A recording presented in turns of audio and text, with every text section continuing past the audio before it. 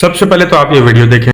یہ مولوی یاسین یہ کہہ رہا ہے کہ علی المرتضیٰ رسول اللہ کے بعد تمام نبی جو ہیں ان کے مقابلے میں بھی بڑے صدیق ہیں.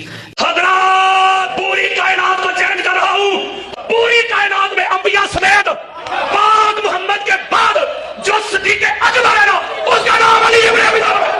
تو میں پوچھتا ہوں کیا یہ سنیت ہے؟ ایسا بندہ سنی ہو سکتا ہے جو غیر نبی کا نبیوں سے مقابلہ کروائے؟ یہ تو رافضیوں والا وہ عقیدہ ہے دوسرا. وہ کہتے ہیں کہ علی رسول اللہ کے بعد انبیاء سے بھی افضل ہیں. تو میں اسے چیلنج کرتا ہوں کہ کیا حضرت علی ابراہیم علیہ السلام سے بھی بڑے صدیق اکبر ہیں؟ چونکہ ابراہیم علیہ السلام کو قرآن نے صدیق کہا ہے، انہ کان صدیقا نبیا، سورہ مریم آیت نمبر 41 ہے. حضرت ادریس کو بھی صدیق کہا گیا ہے، حضرت یوسف کو بھی قرآن نے صدیق کہا ہے. تو کیا حضرت مولا علی ان انبیاء سے بھی بڑے صدیق ہیں؟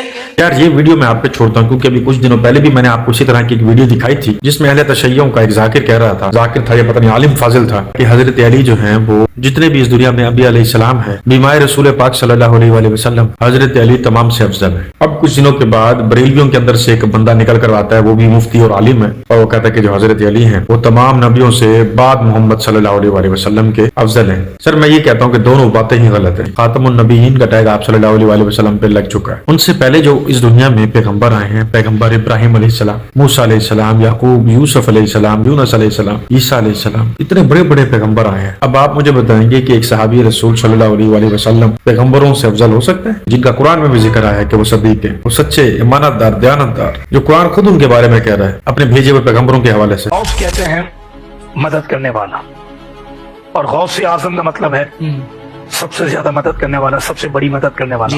ٹھیک. اور اللہ تبارک و تعالیٰ نے آپ کو غوثیت کبریٰ کے منصب پر فائز کیا، اور جو غوثیت کبریٰ کے منصب پر فائز ہوتا ہے وہ غوث اعظم بھی ہوتا ہے. یہ ویڈیو دیکھ کے پریشان نہیں ہونا، کیونکہ آج میں اپنے توحید پرست بھائیوں کے لیے ایک کمال چیز لایا ہوں. بہت عرصے سے ہم لوگ سن رہے ہیں غوث پاک عبد القادر جیلانی سب سے بڑا مددگار، سب سے زیادہ مدد کرنے والا. اللہ کے بعد اگر کوئی شخصیت ہے جس سے زندگی موت مانگی جا سکتی ہے، جو مردوں کو زندہ کر سکتا ہے، قبر میں بھی اتر کے فرشتوں سے وہ پھڈا لے لیتے ہیں، وہ دنیا سے جانے کے بعد بھی طاقتور ہیں، وہ آج بھی لوگوں کی مدد کرتے ہیں. ابھی سارا کچھ پتہ چل جائے گا. یہ ذرا ویڈیو دیکھیں ایک بار آپ. شری نگر جہاں کھانیار علاقے میں صوفی درگاہ میں آگ لگ گئی ہے. یہ درگاہ صوفی سنت شیخ عبد القادر جیلانی کی ہے. آگ صبح قریب 5:30 بجے لگی ہے. زیادہ جانکاری کے لیے بات کرتے ہیں اے بی پی نیوز سنواداتا آصف قریشی سے. آصف، کیا خبر ہے؟ آگ کیسے لگی اور تمام لوگ سرکشت ہیں وہاں پر؟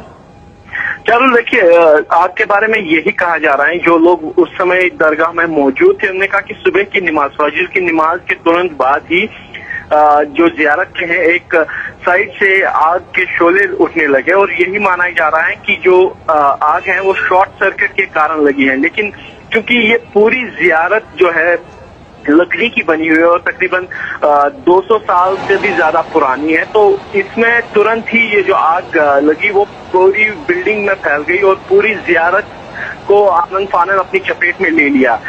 فائر بریگیڈ کے جو تقریباً 5 جو فائر انجن پہلے موقع پہ پہنچے، لیکن پانی کی کمی کے کارن وہ آگ پہ قابو نہیں پا سکے، جس کے کارن نہ صرف درگاہ کے بڑے حصے کو نقصان پہنچا پر درگاہ کے ساتھ ہی جو 2 اور مسجدیں ہیں، ایک تو پرانی مسجد ہے وہ بھی جل گئی، اور جو حال ہی کے دنوں میں تقریباً یہ کوئی 1 مہینہ پہلے ہی اس کو شروع کیا گیا تھا نئی مسجد، وہ بھی جل گئی. لیکن غنیمت یہ رہی کہ اس میں کوئی ہتاہت نہیں ہوا، لیکن کیونکہ اس درگاہ کے ساتھ لوگوں کی کافی زیادہ آستھا ہے. کدھر گئے وہ پیر صاحب، کدھر گئے وہ ملا اور مفتی اور عالم کہ عبد القادر جیلانی نے کہا کہ میں مشرق، میرا مرید مغرب، اس کی شلوار ستھن اتر جائے تو میں فوراً سے پہلے اس کو ڈھانپ دوں گا. کدھر گئے لوٹے میں بجلی قید، مریدوں کے لیے قبر میں اتر گئے، پھڈا مول لے لیا فرشتوں سے، 12 سال پرانی بارات کو زندہ کر دیا، حضرت اسرائیل علیہ السلام سے روح کھو کے واپس لے کے اپنے مرید میں ڈالی، اس کو توبہ کروایا، پھر اس کو موت دے دی. کدھر گئے وہ جو اللہ کے لاڈلے ہیں، چہیتے ہیں، جس طرح نبیوں میں رسول اللہ صلی اللہ علیہ وآلہ وسلم کی شان بلند ہے، اس طرح سے عبد القادر جیلانی باقی امت اور لوگوں میں افضل ہے، اور ان کو بھی کرامتیں دی گئی ہیں نبیوں کی طرح، اس کی بھی شان بلند ہے. اب بتاؤ نا پھر ذرا یہ کیا ہوا ہے اور یہ کیسے ہوا ہے؟ کدھر گئے آپ کے عبد القادر جیلانی؟ کیا کٹنگ کروا رہے تھے وہ کسی جگہ پہ؟ او بغیر تو شرم کرو کہ اپنے نوکراں تسی اپنی جائیداد تے پراپرٹی تے کوئی پیر اپنے نوکراں کسی مرید گدی تے نال بٹھانا ہے؟ بولو، بڑے احمق ہو کہ اپنے ساتھ تمہاری اتنی امتیاز اور عزت کا سلوک ہے تے جنی کھنیاں چاہ کے میں نے نال شریک پہ بنانے ہو. ਜਿਹੜਾ ਸੀਟ ਨਹੀਂ ਪਹੁੰਚ ਸਕਦਾ, ਜਿਹੜੇ ਨੱਕੇ ਤੂੰ ਮੱਖੀ ਨਹੀਂ ਹਟਾ ਸਕਣਾ, ਉਹ ਮੇਰੇ ਨਾਲ ਸ਼ਰੀਕ ਬਣਾ ਦਿੱਤਾ ਨੇ। ہے جی اے جناب پیر صاحب پتر دے سن، اے مولوی صاحب نے تعویذ نال جناب پتر جمسی، اللہ کو فارغ ہو گیا؟ یہ باتیں آپ ایک پیر کی زبان سے سن رہے ہیں، میرا ایک درگاہ سے تعلق ہے۔ کہاں گئی وہ رسول اللہ کی توحید؟ کہاں گئی وہ صحابہ کی توحید؟ وہ حسین نے جو علم جہاد بلند کیا تھا کربلا میں، وہ اعلاء کلمۃ الحق کی آواز کہاں گئی؟ رسول اللہ کی امت کیوں سو گئی ہے؟ افسوس کا مقام ہے کہ نہیں؟ بولو، اللہ کے گھر میں بیٹھے ہوئے۔ اب ذرا سے ہٹ کر کوئی بول دے توحید بیان کرتا ہے یہ وہابی ہے، تے نبی ساری عمر توحید بیان کرنے رہے، انہاں کے آکسو تے قرآن ساری توحید بیان کر رہا ہے، اللہ کے آکسو۔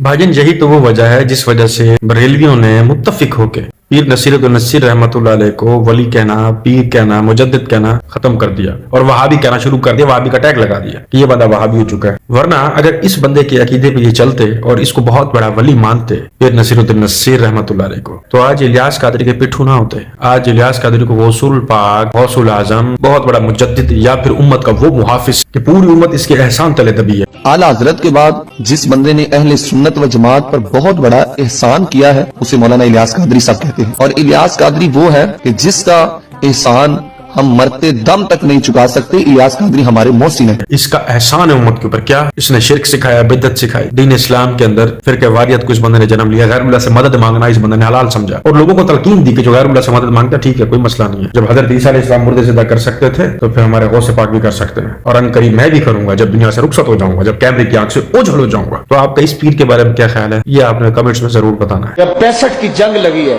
تو جو حضور کے روضہ کے آس پاس مجاورین تھے، خادم تھے، ان میں سے ایک خادم نے دیکھا کہ حضور روضہ انور سے باہر تشریف لا رہے ہیں اور جنگی لباس حضور نے پہنا ہوا ہے اور تلوار حمائل کی ہوئی ہے اور حضور کے ساتھ اصحاب ہیں۔ تو میں نے کہا میرے ماں باپ آپ پہ قربان ہو، اس وقت اس حالت میں آپ کہاں جا رہے ہیں؟ تو حضور نے ارشاد فرمایا ہندوستان نے پاکستان پہ حملہ کر دیا، میں مدد کے لیے جا رہا ہوں۔ ہمارے جیسے پٹھوؤں کے، ہمارے جیسے قبر پرستوں کے جو تلوے چاٹتے ہیں، ہمارے جیسے لوگوں کی مدد کرنے کے لیے وہ قبر سے آ رہے ہیں، نعوذ باللہ۔ اور یہ بہت بڑا مفتی ہے یہ جو بتا رہا ہے، وہ تو حیرت ہوتی ہے کہ یار ایسے بندے کو تم ممبر رسول پہ بیٹھنے کیسے دیتے ہو جو رسول پاک صلی اللہ علیہ وسلم پہ اتنا بڑا جھوٹ مانتے ہیں؟ چاہیے کسی اور کی بات بتا رہا ہے تو اس کو شرم نہیں آتی کہ پہلے میں تحقیق کر لوں کہ رسول پاک صلی اللہ علیہ وسلم حضرت امام حسن حسین علیہ السلام کو جب شہید کیا جا رہا تھا، امام حسن کو زہر دیا جا رہا تھا، جب اہل بیت کو کاٹا جا رہا تھا، تب آپ علیہ السلام کیوں نہیں آئے؟